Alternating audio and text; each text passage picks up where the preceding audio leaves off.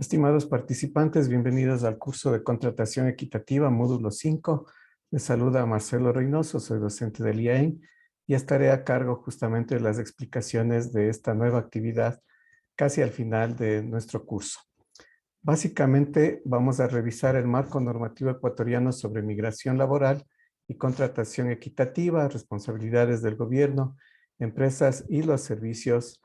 de empleo. Son 4 temas los que vamos a abordar. En esta primera parte trataremos los 2 primeros y en una segunda los siguientes. En cuanto al marco normativo aplicable en el Ecuador y su relación con los principios y directrices operativas para la contratación equitativa, podemos decir que en el Ecuador existen principalmente 2 regímenes de contratación de personal, sea para nacionales o extranjeros. El primer caso es el Código de Trabajo y tenemos también la Ley Orgánica de Servicio Público, ya que en el Ecuador una persona extranjera también puede aplicar al servicio público bajo algunas condiciones específicas. Esto no significa que no existan otras normativas, pero estas son las principales. En esta normativa o en estas normativas se pueden identificar otros regímenes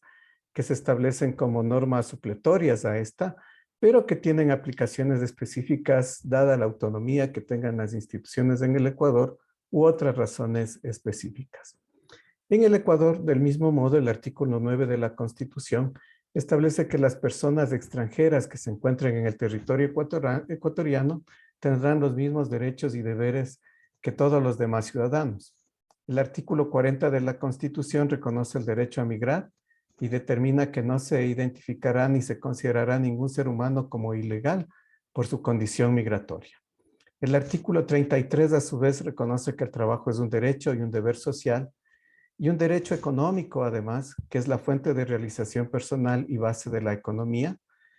El artículo 1, a su vez, de la Ley Orgánica de Movilidad Humana, reconoce a los grupos de vulnerabilidad humana como emigrantes, inmigrantes, personas en tránsito, personas ecuatorianas retornadas, quienes requieran de protección internacional, víctimas de los delitos de trata de personas, tráfico ilícito de migrantes y además de sus familiares. Para poder trabajar en el Ecuador se necesita una autorización laboral, sea para el sector privado o sector público, por parte del Ministerio de Trabajo, que básicamente consiste en cumplimiento de ciertos requisitos.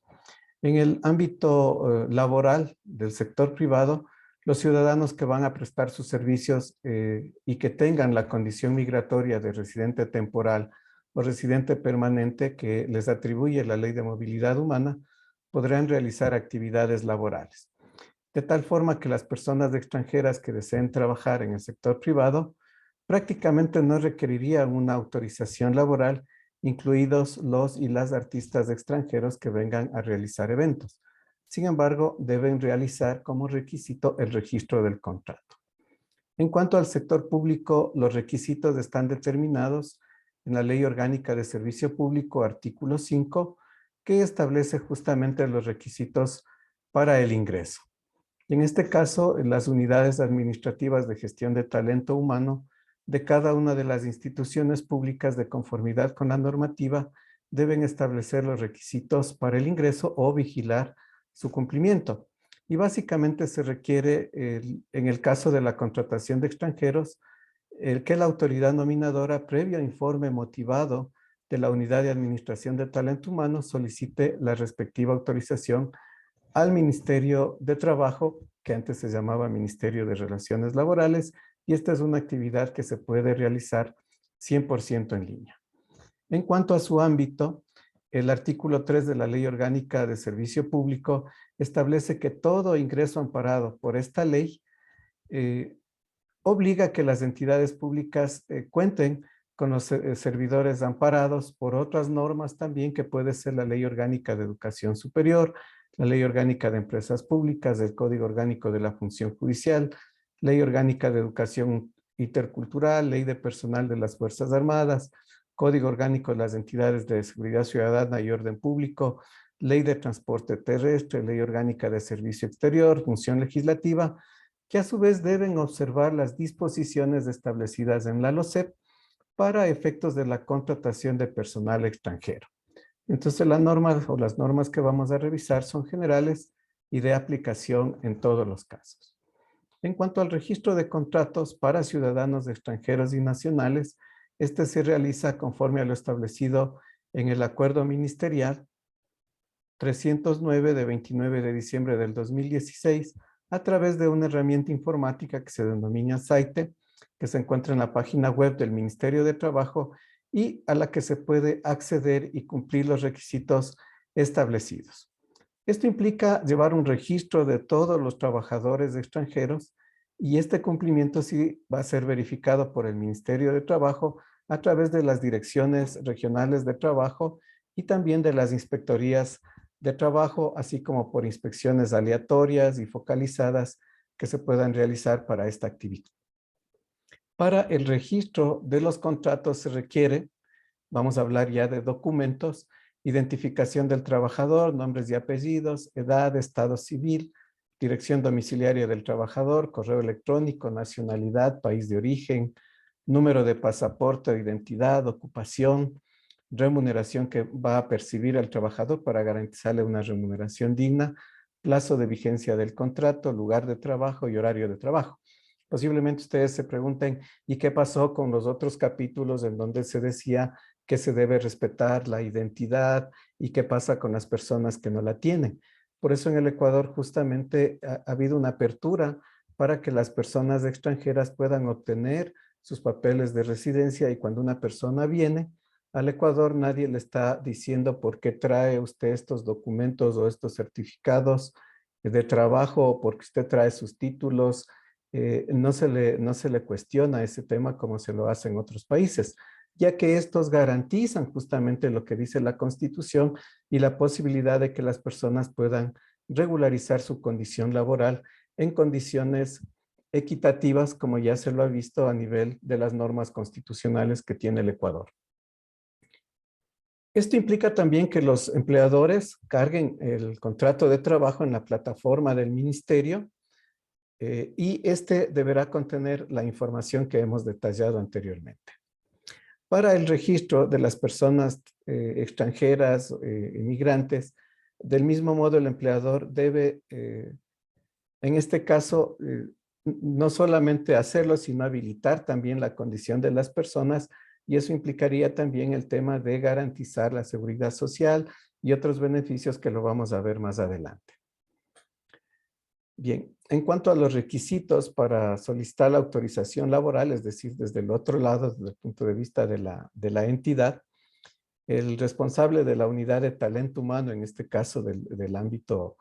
público, debe, en este caso, complementar lo que sería el formulario de solicitud, suscrito por la autoridad nominadora, solicitando, en este caso, la contratación de extranjeros,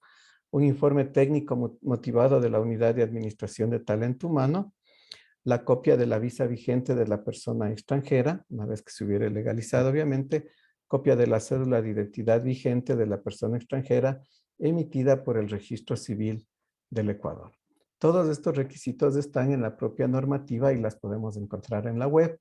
No hemos hecho nada más que hacer un recopilatorio de dicha información. ¿Cómo garantizo un derecho si es que no puedo afiliarles a las personas a la seguridad social? Esto es algo que en el Ecuador es un complemento, es obligatorio. Si una persona está contratada, excepto que sea por honorarios profesionales u otras condiciones laborales, se le debe garantizar, en este caso, su permanencia o su afiliación en el Instituto Ecuatoriano de Seguridad Social, conforme lo establece el artículo 34 de la Constitución, como un derecho que tienen todas las personas y como un deber, además, primordial del Estado que se rige por un principio de solidaridad. Los requisitos de afiliación ustedes los pueden encontrar justamente en el link que les hemos acompañado. El otro tema que puede generar la duda es ¿y cómo consigo la visa? ¿A través de qué entidad? Etcétera. Esta información también está en el link que les estamos acompañando. Y al respecto podemos decir que la contratación de extranjeros en el Ecuador en el campo laboral requiere el cumplimiento de la obtención de una visa, que es la 12.6, de trabajo proporcionada por la Dirección General de Migración y Extranjería, y esta tiene una validez máxima de 2 años, pero tiene la condición de ser renovable.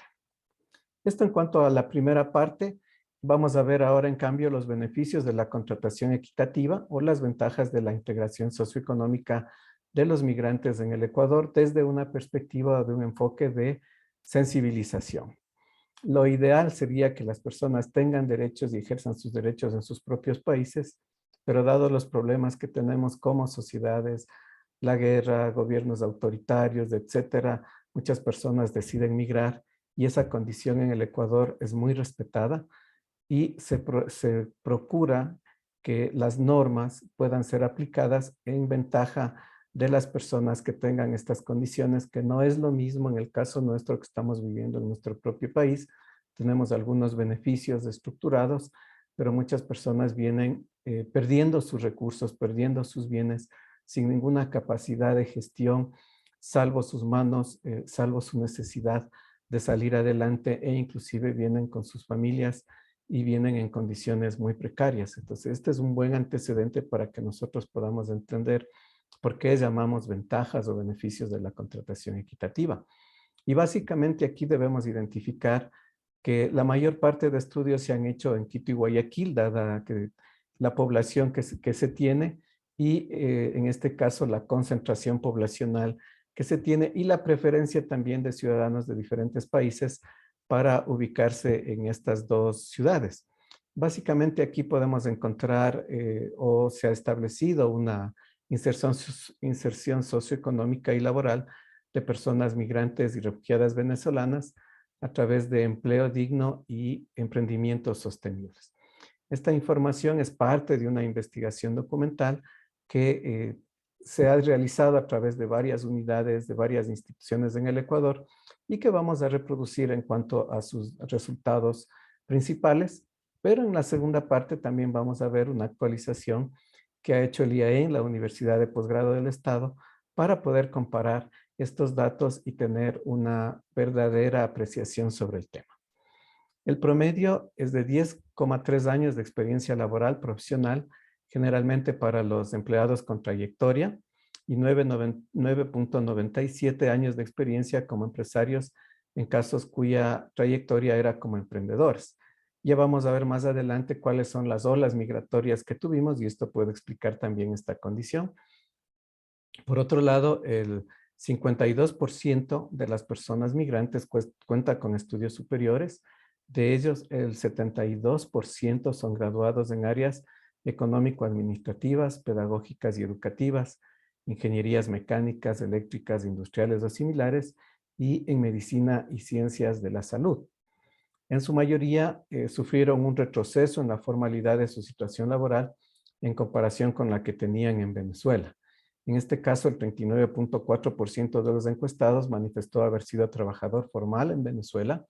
mientras que en el Ecuador el 7,57% declaró tener un empleo formal y el 52% de los encuestados declaró estar en busca de empleo. Esto nos da una condición de profesionales, de personas con altos niveles, pero que no encuentran un empleo fijo y que además su situación se ha visto precarizada por el traslado de un país a otro, ya que no existen enlaces, como lo vamos a ver, entre lo que sería la seguridad social, entre los beneficios que puedan tener las personas y tampoco existen compensaciones respecto a las pérdidas de bienes que pudieron haber tenido en su país. Entre las principales características sociodemográficas del grupo encuestado se destacan las siguientes. Pocos venezolanos se deciden emprender en el Ecuador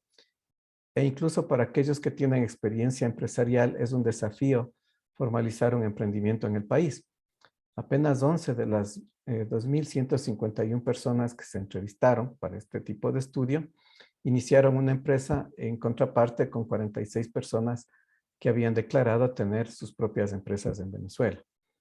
Los sectores en donde ha habido mayor cantidad de migrantes antes de la pandemia eran la hotelería y turismo y artes culinarias, ciencias básicas como química, biología, física, matemáticas e investigación,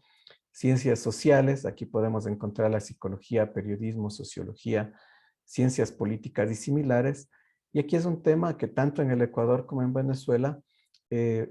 adolecen tanto de trabajos formales e informales, ya que digamos, el sector profesional en el Ecuador tiene condiciones muy similares de empleabilidad, dadas que no ha habido un despegue del pleno empleo en el Ecuador por diferentes circunstancias. Las áreas de estudio con mayor tasa de empleo informal,